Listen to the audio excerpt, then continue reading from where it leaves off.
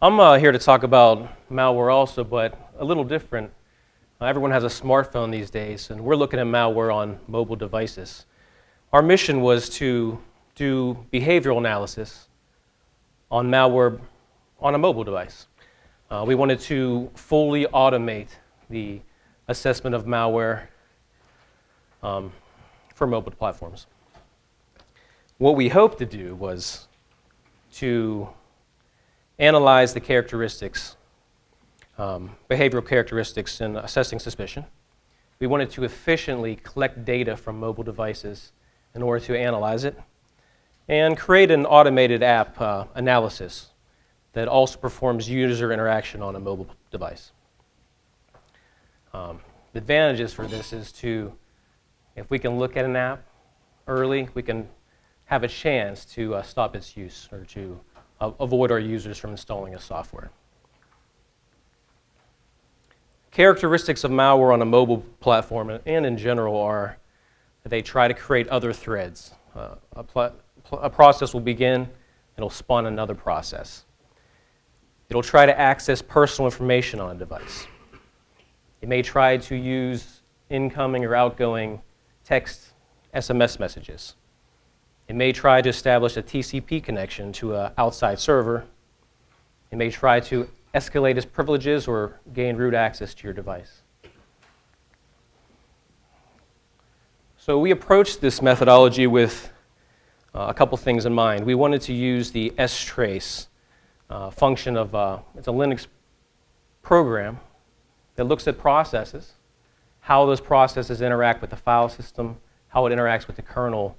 It's a basic Linux process that tells us all kinds of information about what that process is doing.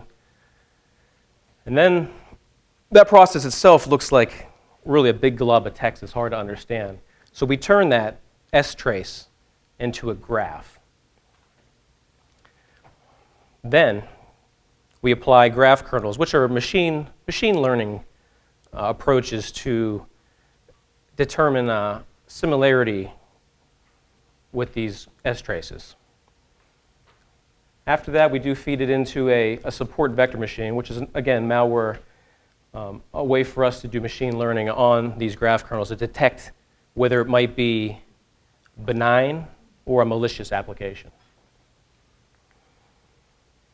Malware infection trees are what I show here. What you're seeing is a process, and the things we're most interested in is when a process will fork itself, clone itself. So what you see here is process 580 cloning itself into process 581 and 582. These graphs let us follow the initial interaction and all the children that it might spawn. Then our machine learning piece of this would be to apply two graphs, machine learning graphs, both an ordered system graph and an unordered system graph, which we then feed into our support vector machine for machine learning. This allows us to look at a bunch of known malware and classify it as malware, and look at a bunch of apps that are good apps. We know these are good apps, not malicious, and classify this. This was a unique approach to behavioral analysis. To do so, we built an analysis framework. We made two versions of this. One version was simply a non-interactive framework which would run an application on an Android device, on a simulator, and it wouldn't do anything. It would just let it run and collect this strace. One reason we did this was we know that a characteristic of malware is it often begins without any interaction right when the application starts. First thing it tries to do is set itself up for malicious activities. We found that this non-interaction way of doing analysis worked very well. But we also wanted to provide user interaction to simulate a user actually using the app. So to do that, we used an application called Apps Playground. We had to modify it slightly, but it simulates user interaction on application. So when the application's installed on the Android simulator, it'll then simulate button presses, clicks, it'll enter every screen it can and try to provide input as a user would.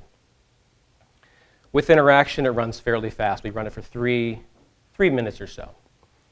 With the interaction, we can run up to 30 minutes as it'll try to do everything the application allows it to do. All right. As part of this framework, we also created a web tool to allow our analysts to easily submit applications to it and to get reporting from that. All our benign apps were downloaded from Google Play.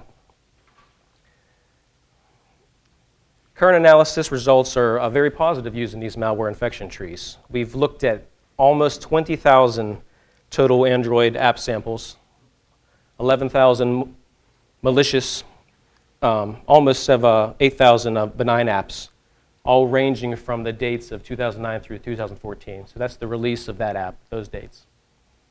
We have 94% detection accuracy.